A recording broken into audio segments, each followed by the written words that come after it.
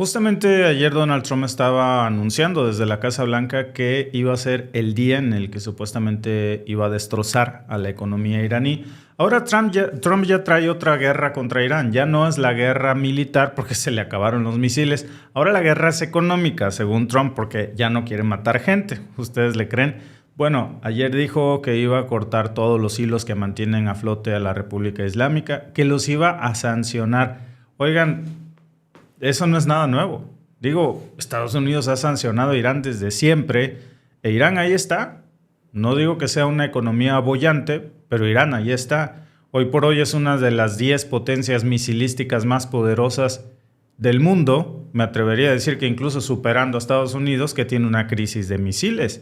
Y bueno, pues Trump dice que iba a reducir su capacidad comercial y también tecnológica. Pero mientras Trump estaba amenazando con esto, pues resulta que Irán le estaba dando bombazos en Omán y bueno, pues llegó una respuesta inmediata que pues ya está resonando no solamente en la Casa Blanca, sino en los mercados.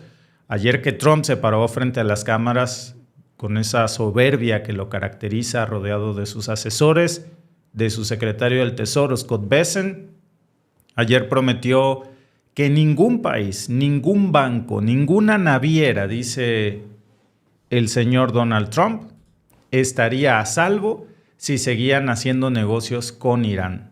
Dijo que iban a convertir a Irán en un paria económico, que iban a dejar al gobierno iraní sin oxígeno financiero, y el mensaje que recibió a cambio pues no fue una carta diplomática. Yo creo que Trump pensó que Irán se iba a llevar esto al Consejo General de la ONU a hacer un reclamo. No, Irán le contestó con un pepazo en Omán, atravesó con un misil la sala de máquinas de un buque en aguas de Omán, del estrecho Hormuz, y bueno, pues fue un golpe directo que dejó el barco ya inoperativo, a la deriva, y por supuesto es una advertencia que viajó en cada astilla del casco del banco perforado, pero también llegó de barco a banco, de barco en Hormuz a los bancos estadounidenses que sintieron estas olas de choque y que al final pues golpearon los intereses estadounidenses en el cuello de botella más importante que tienen ellos para atacar, y que tiene una respuesta pues que ahí está, que al final Irán ha aprendido en las 4 décadas de sanciones pues que la única manera de hacerle frente a Estados Unidos es hacerlo entender que sus amenazas tienen consecuencias y mostrarle en el terreno que los medios para responder son no comerciales, sino militares. Es importante mencionar esto, que Irán lleva más de 40 años sancionados. Por eso lo que ayer anunció el señor Donald Trump no tiene absolutamente nada de nuevo. Dice que, bueno, la guerra militar está en pausa, pero la comercial está activa. E Irán sale a decir, la militar no está en pausa, nosotros seguimos atacando. Lo de tu guerra comercial, eso ya es libreta vieja, cartucho quemado, lo has hecho por 40 años y pues al final el proyectil fue lanzado no al azar, lo dirigieron contra un objetivo muy específico en la ruta estratégica más importante que ellos controlan, donde ya sabemos que cualquier chispa pues tiene un efecto siempre en los mercados internacionales, sobre todo cuando se trata de esta guerra asimétrica que fue en donde atacó, que también está haciendo un impacto directo no solamente para Estados Unidos. La tripulación del petrolero, hasta donde se sabe, pues logró salir ilesa. No sabemos si hay bajas. Lo que se ha confirmado hasta estos momentos, porque esta información puede cambiar, es que no las hay mortales, pero pues el mensaje ahí está, de un control sobre el nivel de la escalada y de un Donald Trump que lanzó ayer, justamente por ahí de estas horas del día, él estaba anunciando su famoso día D contra Irán como una operación diseñada para aislar por completo a la economía iraní del sistema financiero global. Digo, de por sí no tienen acceso al sistema SWIFT, no tienen acceso ni a Visa ni a Mastercard, no pueden comerciar con la gran mayoría de países, pero bueno, Trump saca esta disque ampliación a 5 sectores que según Estados Unidos considera vitales para la supervivencia económica de Irán.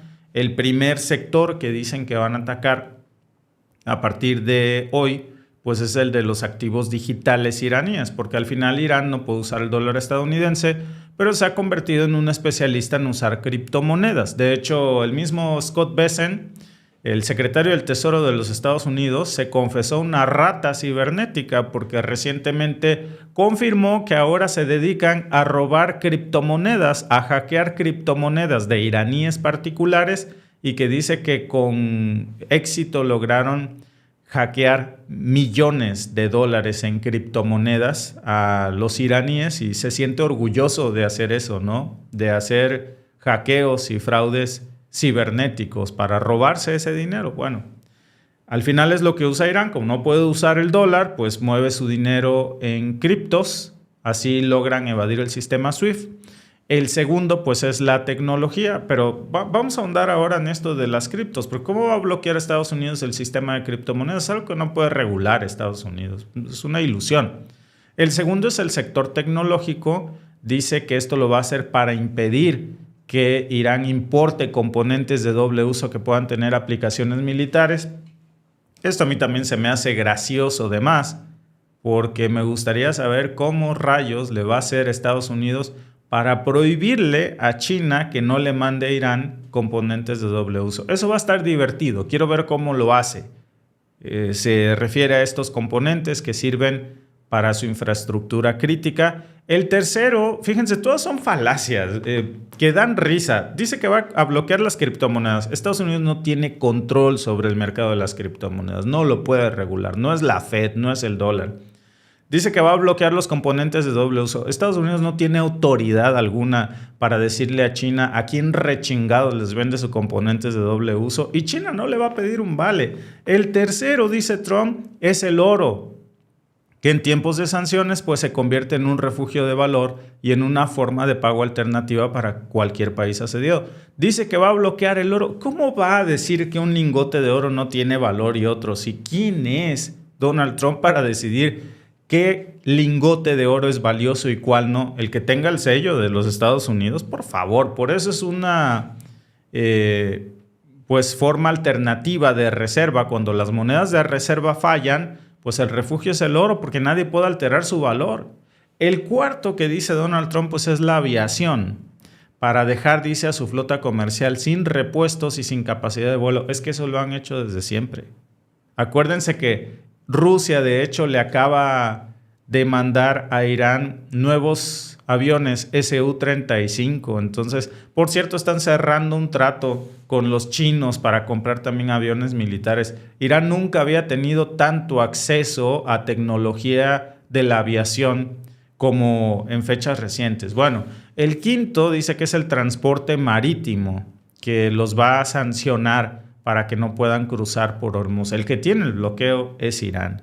Pero bueno, en otras palabras, Washington se sacó 5 disparates del tamaño del mundo para, dicen, asfixiar a la economía iraní de todos los ángulos posibles sin dejarle un solo resquicio. ¿Cómo lo van a hacer? Me gustaría saber cómo le va a hacer para decir, los lingotes de oro de Irán no valen, nomás los míos valen. China, ya tienes prohibido mandarle componentes de doble uso a Irán. Dice quién. Y si se los mando, ¿qué? ¿Qué vas a hacer?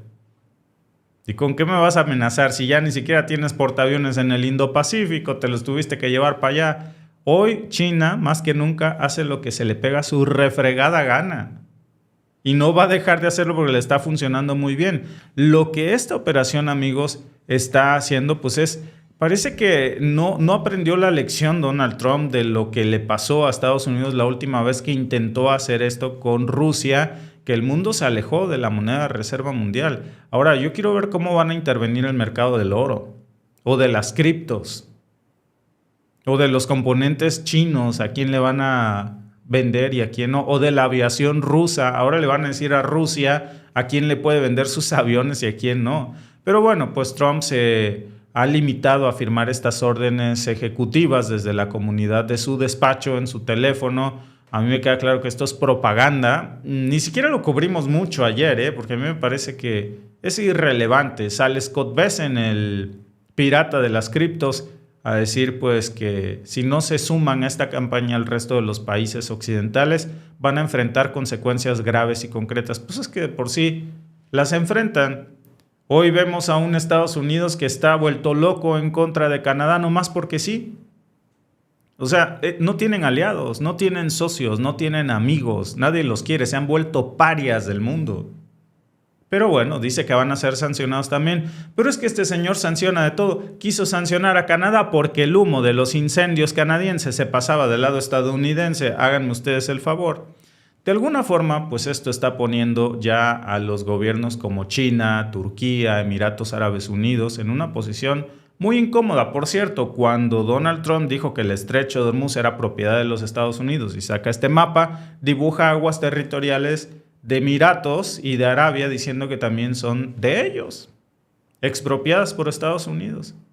Entonces, no van a cortar estos países sus relaciones comerciales con Irán solamente porque Trump lo diga, menos China. Turquía ni se diga, ¿eh?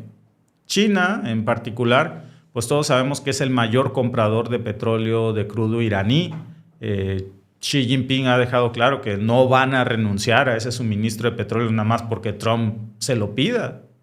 Y hasta ahora, pues la administración Trump no se ha atrevido a sancionar a los principales bancos chinos que facilitan esas transacciones porque sabe que eso sería cruzar una línea que podría desencadenar represalias mucho más dañinas para los intereses estadounidenses en Asia y el comercio global. Pete Hess, el secretario de Defensa, dijo que las opciones militares no están descartadas, pero que por lo pronto, pues mejor se pasan a la guerra comercial. Claro, como ya no tienen misiles, pues ahora la guerra es comercial, ¿no? Ahora resulta que se tocaron el corazón y ya no quieren seguir matando niñas en escuelas primarias de Irán, como las de Minab, ¿no? No, lo que pasa es que se les acabaron los interceptores. Pero bueno, dice que no descartan golpes cinéticos, que es la forma elegante de decir bombardeos. Nada más que hasta donde yo sé, para bombardear necesitas misiles que no tienes, con una crisis que está fuera de control en la industria militar estadounidense. Y esta declaración pues contradice mucho la promesa de campaña de Trump, por cierto, que él había ganado las elecciones prometiendo que Estados Unidos ya no iba a estar en guerras eternas en Medio Oriente y que iba a terminar con las guerras en el mundo. Bueno, pues en las prácticas hoy vemos a una administración republicana que es de las más bélicas que ha tenido Estados Unidos, incluso más que los demócratas, y lo que comenzó como una guerra económica podría transformarse ya en un conflicto militar en donde pues no tienen cómo defenderse. Esa es la realidad. Y la ironía es que cuanto más aprietan con estas sanciones, más radical se vuelve Irán en buscar formas alternativas pues de evadir esas sanciones. Y en eso ya no tiene mucho que hacer Estados Unidos. Ellos no pueden, por más que quieran regular el mercado del oro, ni de las criptos, ni de los componentes chinos que mandan a Irán de doble uso, o del comercio iraní. Por eso existen los BRICS. Ahora lo que Trump está sugiriendo es que le va a ordenar a los BRICS con quién hacer negocio y con quién no. Irán, que es parte de los BRICS, por cierto. Y los altos mandos del Cuerpo de Guardianes de la Revolución pues ya anunciaron que van a presentar lo que ellos describen como una de las mayores pues ataques que, por cierto, ayer les mostraba yo, pero vale la pena para los que no lo vieron, cómo va a concretar esta alianza Irán, porque sacaron su ciudad de misiles, la ciudad de misiles más grande del mundo, que es una instalación subterránea que está excavada dentro de las montañas iraníes, y ahí tienen almacenes de cientos, de miles de misiles balísticos de largo alcance. Ahí hay misiles Khorramshahr 4, de estos que alcanzan hasta 2,000 kilómetros de distancia, que tienen capacidad de maniobra de vuelo, que es uno de los dolores de cabeza más grandes del Pentágono. Tienen los misiles de última generación. Dicen que de hecho que producen más de 1,000 modelos de equipo militar ahí. Y bueno, pues sacan esta declaración que, por si no la vieron ayer, por supuesto es importante ver cómo mientras Estados dicen no, yo ya no voy a lanzar una guerra militar, mejor ahora la económica. ¿Por qué? Pues porque no tienen misiles. Mientras no tienen misiles, vean lo que presenta ayer Irán. Esta es una de las muchas líneas de producción subterráneas de defensa del país. Un lugar donde gran parte de lo que se ve en la superficie es fabricado aquí. Coincidiendo con el Día de la Industria de Defensa, el jefe del Estado Mayor de las Fuerzas Armadas y el ministro de Defensa visitaron este complejo por primera vez de forma inesperada. Nuestros queridos amigos del Ministerio de Defensa han realizado un gran trabajo y al entrar en este lugar, lo único que se percibe es trabajo y dedicación. Y en su esencia, solo se ve el deseo de avanzar. El general Abdullahi habló sobre el desempeño y la calidad de la producción de la industria de defensa en el último año, un progreso que, según él, fue asombroso en varios aspectos. Gracias a Dios, con el esfuerzo de los trabajadores y de los altos funcionarios del ministerio, se pudo, mejor que en el pasado, producir equipos que además poseen capacidades superiores y gran calidad, además de haber aumentado significativamente en cantidad respecto al pasado. Han conseguido llevar esto a la fase de fabricación. Un ejemplo claro de esto son los productos vistos en la segunda y tercera defensa sagrada, y por supuesto en las operaciones NASR de la Guardia y la operación Verdadera Promesa del Ejército. Por ejemplo, se cuadruplicó la producción de drones suicidas desde la defensa sagrada de 4 días.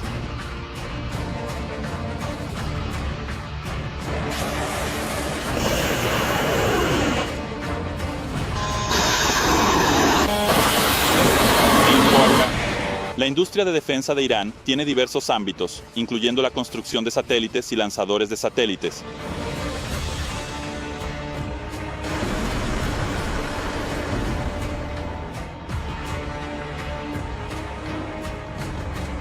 Misiles crucero y balísticos.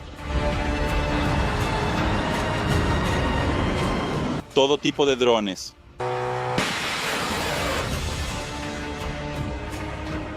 El Shahed 136, un dron que debido a su diseño aerodinámico y al tipo de material de su fuselaje es invisible al radar, fue utilizado en las operaciones Verdadera Promesa 1, 2 y 3, donde este dron superó con éxito los sistemas de defensa multicapa del régimen sionista y alcanzó sus objetivos en territorios ocupados.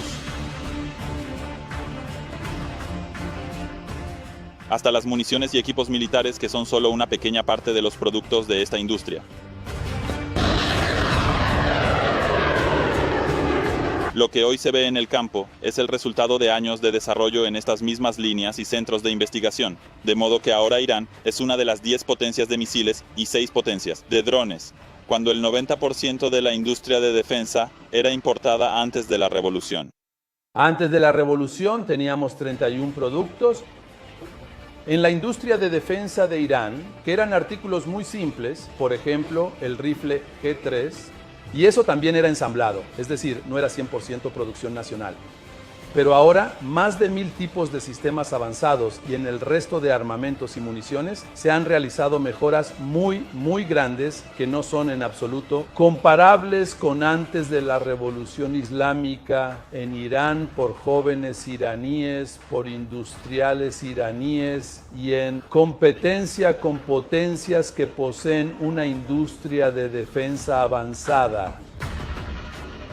El jefe del Estado Mayor de las Fuerzas Armadas aprovechó esta visita para enviar un mensaje a los enemigos de Irán. El enemigo debe saber que no puede luchar contra la voluntad nacional. Realmente. Mohammad Salar Paidari, de la agencia de noticias IRIB.